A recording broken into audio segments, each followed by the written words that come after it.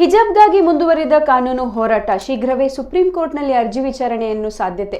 Supreme court ನಿರ್ಧಾರವನ್ನು ಸ್ವಾಗತಿಸಿದ Muslim ಮುಖಂಡರು. ಎಪಿಸಿಆರ್ ಉಡುಪಿ ಜಿಲ್ಲಾಧ್ಯಕ್ಷ ಹುಸೇನ್ ಕೋಡಿಬೆಂಗ್ರೆ ಇವರು ಹೇಳಿಕೆ ನೀಡಿದ್ದಾರೆ. ಈಗಾಗಲೇ ಹೈಕೋರ್ಟ್ ತೀರ್ಪು ಬಂದಿದೆ. ಈ ಬಗ್ಗೆ ಪ್ರಶ್ನಿಸಿ ನಾವು ಉಡುಪಿಯಿಂದ ಸುಪ್ರೀಂ ಕೋರ್ಟ್ ಮೊರೆ ಹೋಗಿದ್ದೇವೆ.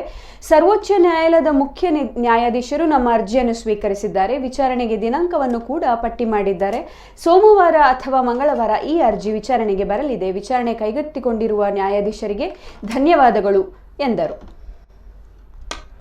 ಅವರ ಒಂದು ಈ ಡಿಸಿಷನ್ ವಿದ್ಯಾರ್ಥಿಗಳ ಒಂದು ಭವಿಷ್ಯವನ್ನು ಮುಂದಿಟ್ಟುಕೊಂಡು ಅವರು ಮಾಡಿರುವಂಥ ಒಂದು ನಿರ್ಣಯವನ್ನು ನಾವು ಸ್ವಾಗತಿಸ್ತಾ ಇದ್ದೇವೆ.